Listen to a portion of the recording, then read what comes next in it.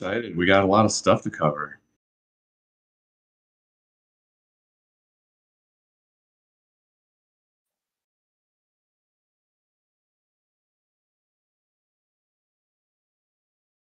Hey, fantastic. Yep, thanks for having me. Can't wait to talk some Fight Club, but man, what an update tonight.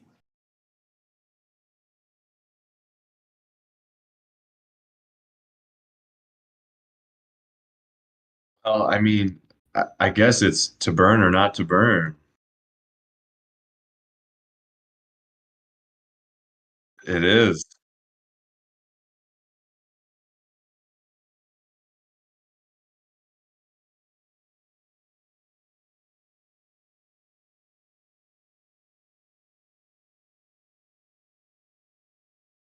So I did read through it, and I just kind of carpe diem'd and just put one lock crystal into every single one of those blessings. I didn't even look at the how many other people had already contributed to it. I put a shot in that Gen Zero and every one of those stones and crystals all the way down.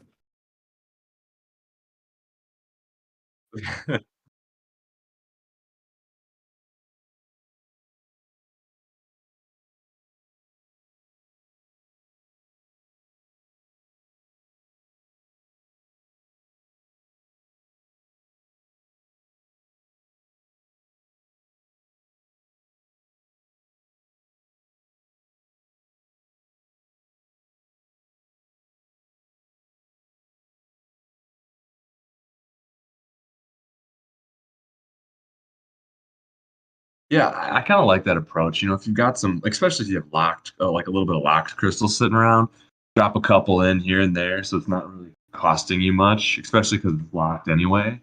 I think that's a pretty solid play. I going big though. We were like we said, we were talking beforehand. All these other things that you could do before to win Gen Zeros, like the summoning events and just having S Jewel and C Jewel, like those, you actually got something from those. So, this one's a little different in my mind. You don't, I don't do a lot of duels, so the whole like idea of just raffling to win or to lose everything is tough. I mean, it's a true gamble.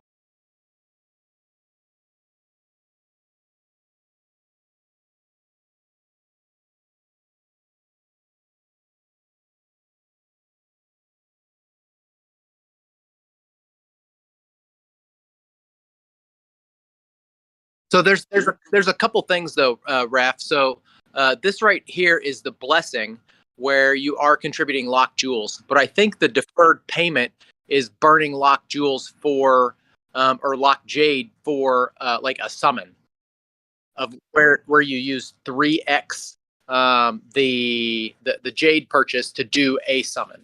I just did a summon over on Serendale, and I had the option of putting in, I think it was 68 for a Gen 2 advanced pair of crystal, or it was like 200 plus for the 3x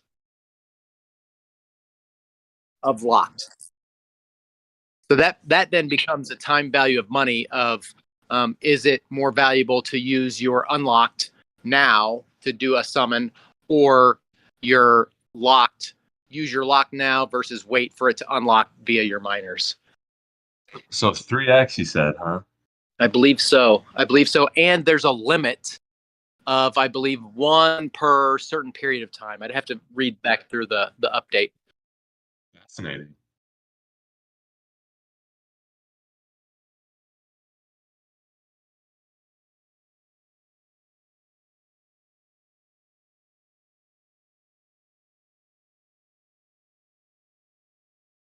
Let's pause I, real quick, Ref. It sounds like they can't hear you on YouTube. Maybe check your settings real quick. Sounds like they can hear us, judging by the comment.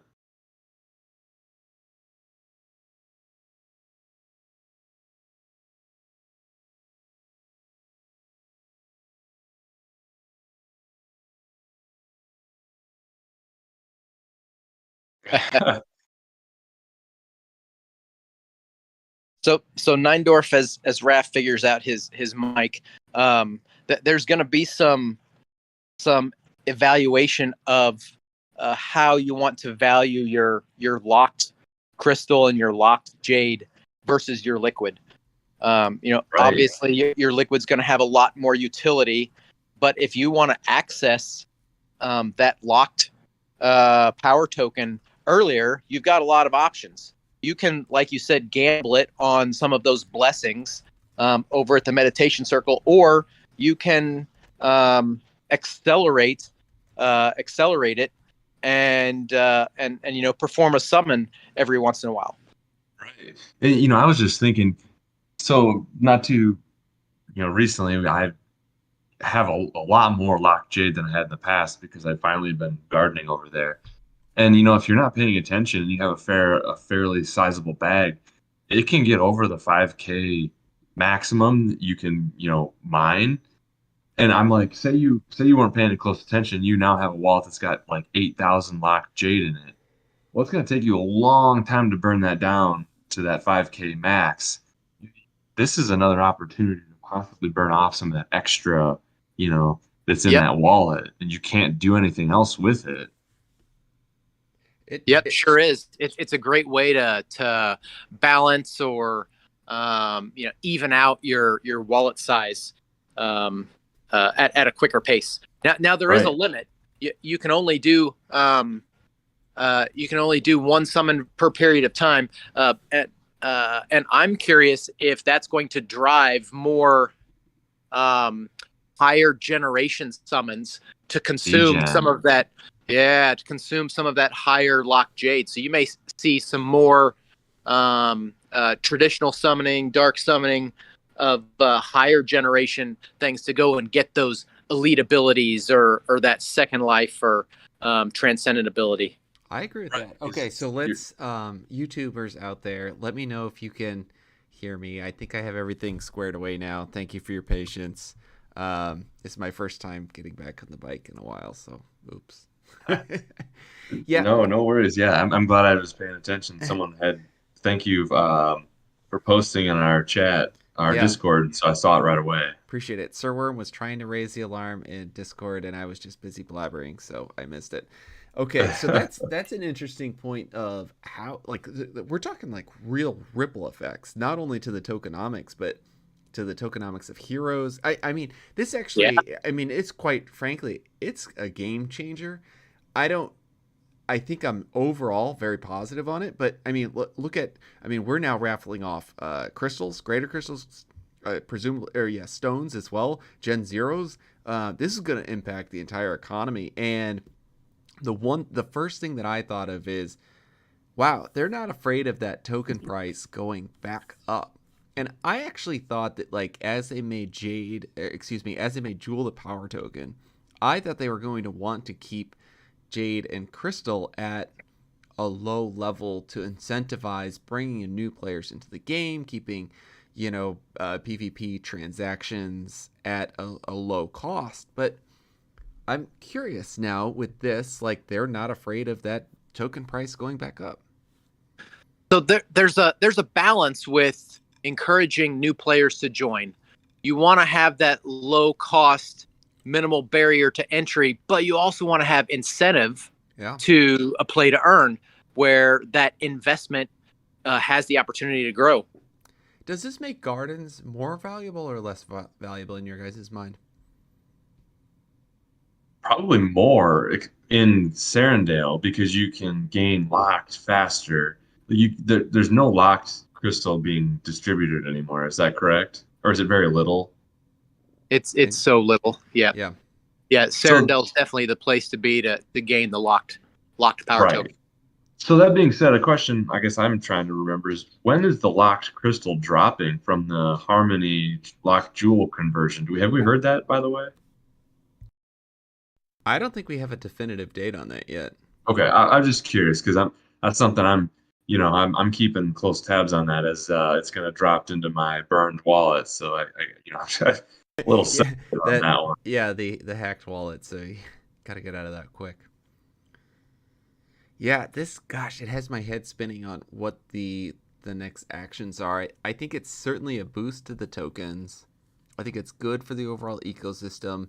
I think we were getting to the point where crystals and stones felt expensive, even in the bear market that we have right now. So I'm kind of excited because I think those are going to be staple items. And I'll talk about this in a moment when we talk about our upcoming blog posts. I think those are going to be staple items to the overall game and how you're considering your heroes themselves. Well, you bring up a good point there. I mean, if you're holding a bunch like greater crystals or stones, I mean, and you don't need them right now, should you be selling those or attempting to? Is the price going to come down significantly because there's more raffles now? I mean, I think inevitably, yeah, I think supply's coming, but I also think that demand is coming too when Right. PvP launches. So I think yeah, it's a dynamic structure. I would not want to be placing any bets on either of those items.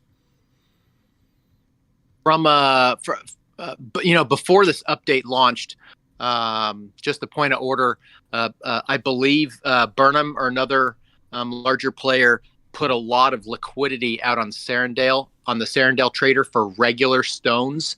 You used to have to swap or go to the DGen dungeon and find somebody who had won some raffles if you wanted to purchase them. But now they're all, with the exception of Might Stones, all regular stones are on the Serendale trader. So you can go and buy them for 18 to 25 or so jewel. You don't have to find somebody on DGen Dungeon. And as that supply comes on board from raffles and blessings and everything, you may eventually see those greater crystals and even greater stones have enough liquidity to be out there on the trader. That'd be fantastic. Right now I'm using swap and then either DJ and dungeon or just our own Discord to try to get some of those items. Yeah, that was on Serendale. Yep. So I'll have to, speaking of keeping the ADFK site up to date, I'll have to make sure I can try to get those pairs added to the site if they're not already there, so that you guys can see that on the market data, because that's something that it's like a never-ending game of find the LP. Yeah, what's on there? And I mean, speaking of that, let's just go to the next section of the night, and let's go to Dev Dive. What you been working on? Yeah, absolutely. So, speaking of market data, one of the things that we've had some updates on lately is the LP pool page. Skillet, one of my buddies, helped me make that a live updating page, so it'll auto update every periodically. And that's kind of some of the things that we're working in the future here. We want to kind of make some of these market data pages more live, and you don't have to sit there and MF5 all the time. Kind of make them feel alive, right? Mm-hmm. So that was a pretty cool one. The other page is like the market data page itself. It's a little trickier because it's some blockchain calls, and so all of our stuff's kind of in the back end right now. We kind of have to some of those blockchain calls to the front end. Anyway, keep looking forward for some of those sorts of live updates. The other big one is just kind of this morning I launched a guild membership manager, if you will, so that people who are part of these, unsanctioned, I'll call them guilds because there aren't real guilds in DFK quite yet, can basically create a guild on the site, and their members can be added such that you're able to do hero matching against your guild's wallets or hero data searches against your heroes' wallets across the whole guild. Kind of like, we had, I think it was Guy and Franz on ADFK were kind of maintaining a spreadsheet of wallets, and it's like as people come and go and add wallets, like it's kind of a pain to update. So as long as people keep their registered wallets on the site up to date, all that'll kind of just happen for free. So that's pretty cool. I navigate if I want this, I first need to go talk to my guild leader, and then the guild manager needs to apply for the role of guild manager to you, right? Neindorf DMU. Right now, I don't have a link, and I really do not want there to be a link because we kind of want to make sure that we can vet these guild groups a little bit, and then we'll get them set up, and then after that, then you're right. Then the guild manager's job is if they get a request for a membership, they got to check, that person is in fact part of their guild roster, and they can approve them. and they can also kick people at any time too. So make sure you choose your guild manager wisely. So then once you select your guild manager and then you apply for a guild, the guild manager, it's their responsibility to log into the site and accept that application, right? Or that request. Yep, that's correct. And then once they accept that request, once you're in the hero data page, which I have up on screen here for our YouTubers, you can go to all guild addresses. And then when you're looking at all guild addresses, you can look at all the heroes that are out there in your guild. So, I mean, this is a feature that I think is going to be really beneficial for folks out there. I love it. Yeah, this page is going to be a little tricky. I got a little more work to do on this one because you're limited in heroes and you're getting a scrape. But if some of these guilds have a lot of heroes in them, it's a gigantic data set. Yeah. So then the other page that's probably, yes, that's what I figured. It's just too much data. But the one that's really beneficial is if you go to hero matching. Because that's kind of where, hey, does anybody else have an elite ability? Only guild wallets. So I select that, and then that's where I'm searching through. Okay, I want to look at, all right, so I just picked up let's look at one of my Gen Zeros, and I want to look at Gen Zero matching. Generation 0. Let's just say one match right now, just to see if it's out there. Oh, yeah. Ignore summoner cooldown, just because I want to know if... global options, we can collaborate, yeah. All right, invalid. Oh, well, there you go. See, it's kind of hot off the press, so don't worry. Shoot me bug reports. We'll work through it. So I'm really excited about this, and I think based on the feedback that we're getting from the community at large, a lot of excitement for this feature too. So thank you for working on this. Yeah, it's been a lot of fun. Yeah, that feature is going to be it's going to have a twofold benefit. One, right now when you're trying to match heroes, sometimes you can't find a good hero if it's not for sale out there on the tavern, and then trying to track down somebody who has multiple wallets is just really difficult. So being able to find somebody within your guild is one thing, and two, for those members of the guild, being able to support your guild mates will build that camaraderie and teamwork, and you'll be able to help each other out. It'll just make the guild overall stronger. That's a good point, because that's kind of the role that guilds serve right now, is that sense of community and that tie to to your buddies, if you will. Exactly. All right, so let's go to our blog boys segment of the night. Neindorf, give us the lead in. We've been working on some blog posts here on ADFK. What's that all about? Yeah, we're just kind of, we've got a lot of people in our community that have a lot of great ideas and have done a really good job of analyzing information, whether it's, hero ability related, is it, or just new release related, like, for example, tonight, as we're talking live here, or you can go into Fight Club, for example. So we just kind of wanted to give people a space where they could, basically say their opinions, get it out there, and then we can kind of talk about it. And then, maybe as more and more posts happen, we'll cycle around and do podcasts about them to kind of go dive deeper. I just think there's a lot of smart people in this community. We kind of want to get their voices heard. Yeah, and ultimately we're looking for this to become a source of combat strategy blog posts too. And that's what AP's been working on for us. So AP, you wrote a blog post about Fight Club, our only usable third-party app right now for combat. Tell us a little bit about what you wrote about, and why did you choose Fight Club to write your first post? Yeah, so first of all, shout out to Connex for building such a fun third-party app that lets us utilize our DFK NFTs, our heroes. It's so much fun. He really has put a lot of balance to this game. ADFK, Bogside, they've done a great job of putting together some tournaments and building out the community. And as Fight Club engages more and more people, those newer players They need some advice and a starting off point. And on through the Fight Club Discord, there's some basic information about how a turn plays, how a hero's stats contribute to their Fight Club statistics, and the different skills that a given hero has. But after those basics, you get into one of those tournaments and you can really get overrun by some of these players that have been playing for a few months more than you have. So what I wanted to do is kind of look at a snapshot in time of the current Fight Club meta, the current balance between classes, and put together some tier lists across the weight classes. And I did get a little bit of feedback from our good friends Bob Nothing on who created those weight classes out front, and had some general concepts there, and as well as our reigning double champ Tad or FX on some of the outputs.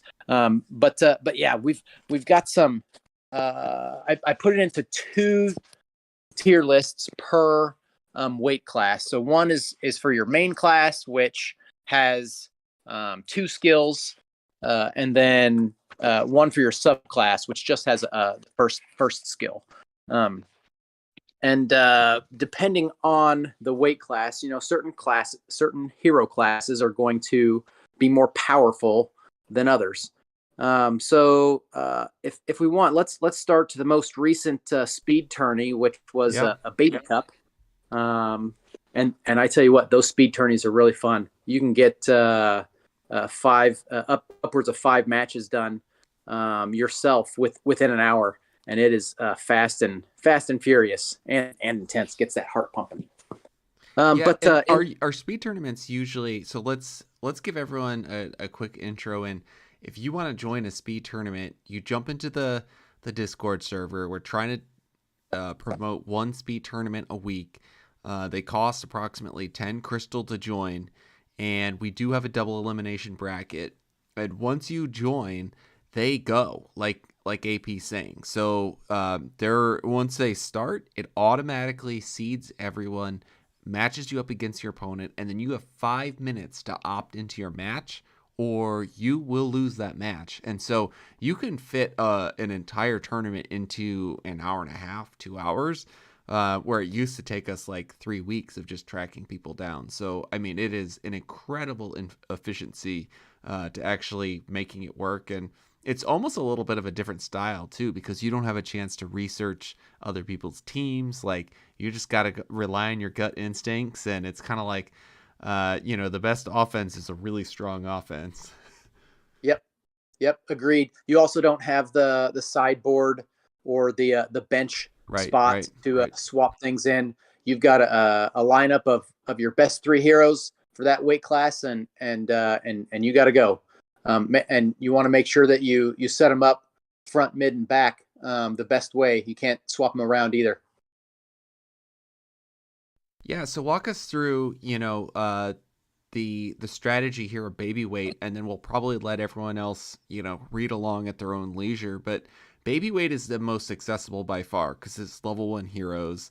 And why do you feel like, is there still skill involved with level 1 heroes? Like, what's important to you, and why have you selected these heroes in this order?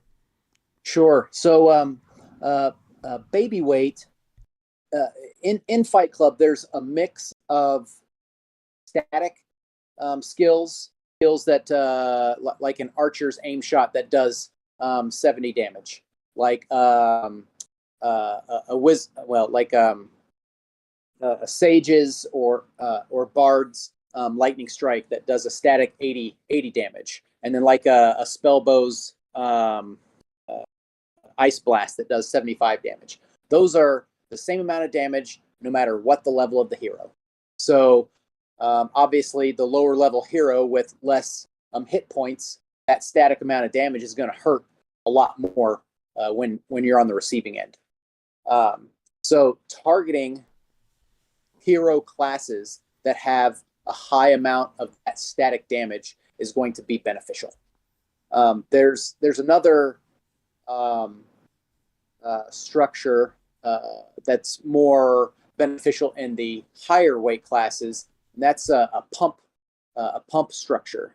The Berserker, the Dark Knight, the Priest Battle Blessing, those will add auto attack damage when you pump up, but that takes a few turns to build up. Looking at some of the math, which I didn't put in the blog post, but at baby weight, if you average out a general hero in baby weight, they're probably going to do between 25 and 30 auto attack damage a turn. But then if you've got an archer's aim shot doing 70, you're talking 2.5 turns of auto attack damage for that one aim shot. So an aim shot is so much more powerful, and it's really at your detriment if you don't use a skill in baby cup or in baby weight. Yeah, and some of those skills that you want to target in baby weight are the zero cost skills, right? True. Yes. Also in baby weight, you don't have a lot of wisdom and intelligence, so you're not building up charge that fast. So those zero cost skills are much more powerful and available to use, right? The best ability is availability. Yeah, that's very true. And that So do you notice there's some themes that even obviously the weight classes are very different. How do you feel about the balance of these hero classes in Fight Club that Onyx has put together? So if you look at Fight Club as a whole, from baby weight through heavyweight, there's balance across all classes. There's a spot in Fight Club for every hero. There's not necessarily a spot in Fight Club for every hero at every level. Your casters, your pump based heroes like Berserkers and Dark Knights are better at higher weight classes, and your static attack heroes like Archers and Sages and Bards are better at lower weight classes. So that's pretty cool because then, like you said, it's nice to see that there's some diversity of skills because that probably, I know I've watched a few of these either speed tournaments or even the larger ones that we'll run. And as the weight classes change, you definitely see drastically different heroes that people enter.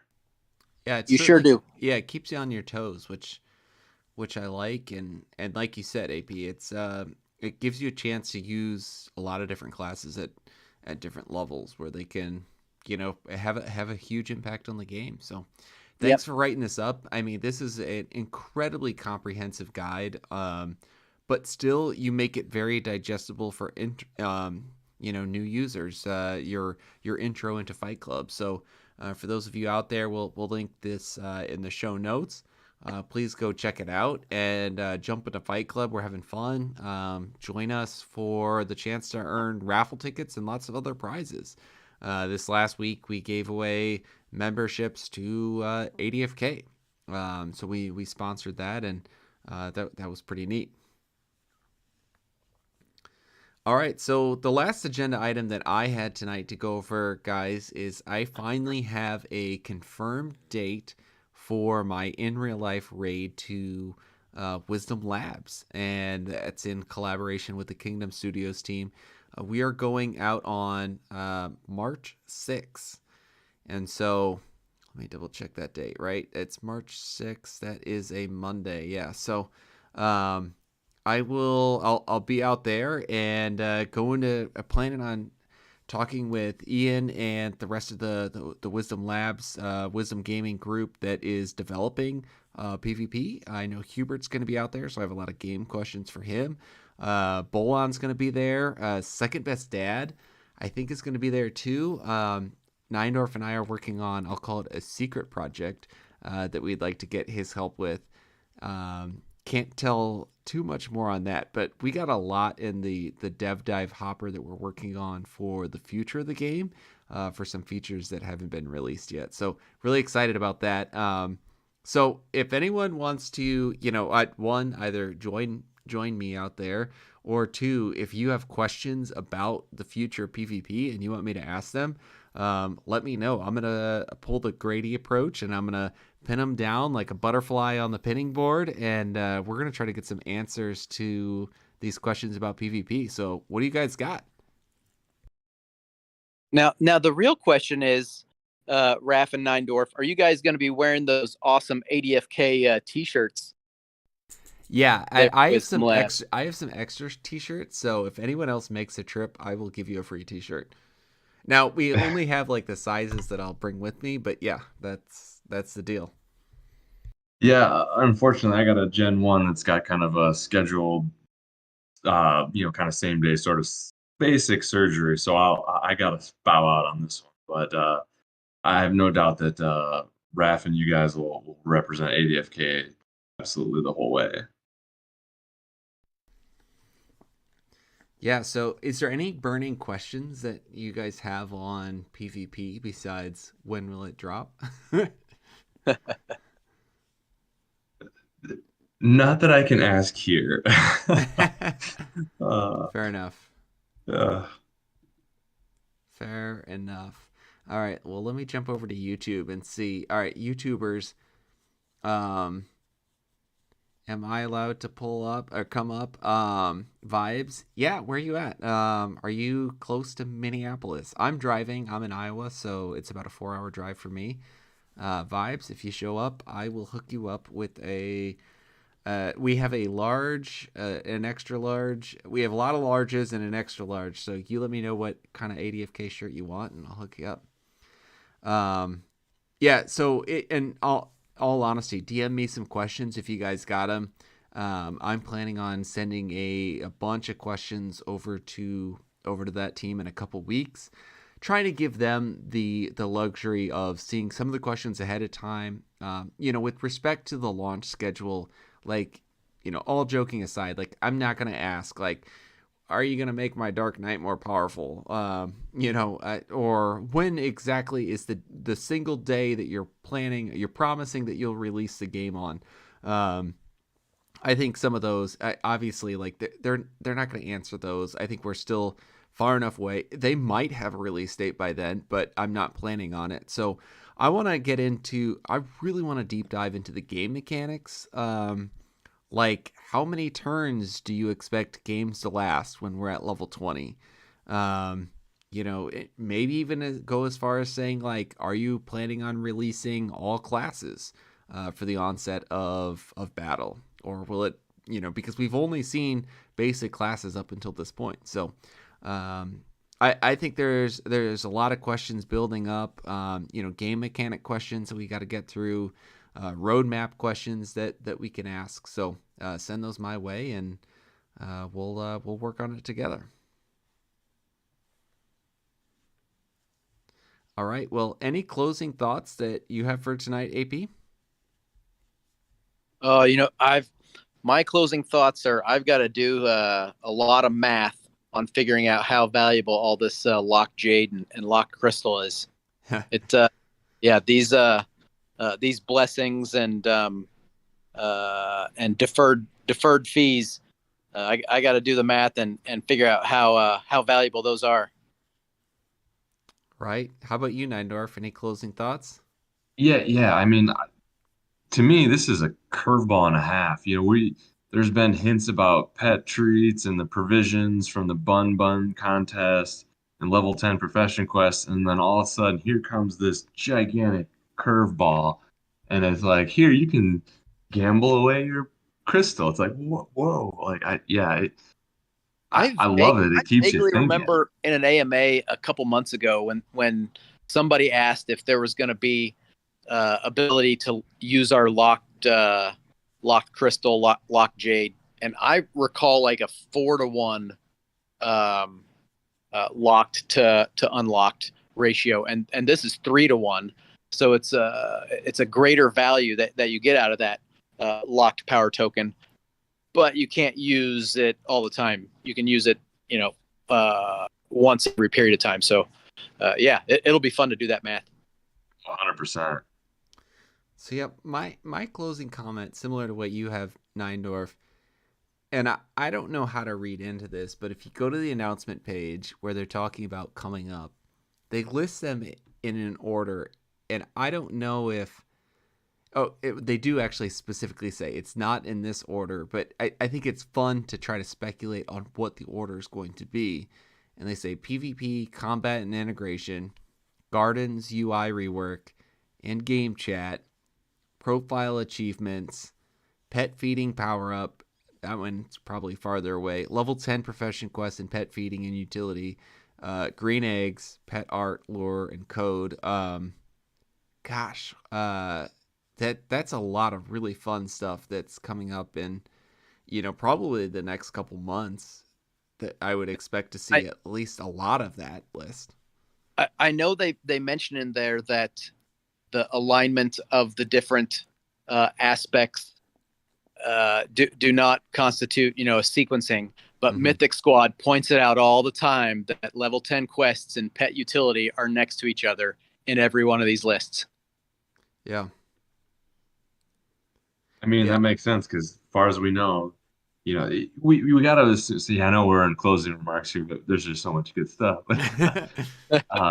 You got to know that pets have a combat role, but you can't really imagine that the very first release of pets is going to be their utility is going to be in combat. There's egg types that aren't hatched yet. It's almost unfair to provide that bonus. Yeah. So that just seems natural to me. I think you're hitting the nail right on the head there. And then we'll even throw out another gimme for you, and I don't think the team will be that mad about us spoiling this, but they are in the very infancy stages as of like 3 or 4 weeks ago of figuring out in-game chat. So I don't see that happening first by any stretch. Right. Yep. Like technology considerations and stuff, we're still they got to work through a lot of solutions there. So yeah, I think we got it narrowed down then. For all you out there, we only got PvP, combat, gardens, UI, or level 10. Just those simple things right there. Just the yellow eggs are really feeling left out. I tell you what. Yeah, they sure are. All right. Well, thanks, AP, for writing a blog article and being our first third-party contributor, and then jumping on the pod with us. Really appreciate it. Oh, thanks for having me. And don't worry, there'll be more articles to come. Awesome. All right. And Neindorf, as always, thank you for the dev dive updates, and thank you for jumping on. Absolutely. All right. Well, all the YouTube listeners out there, thanks for bearing with us as we had technical difficulties last time, and have a great night.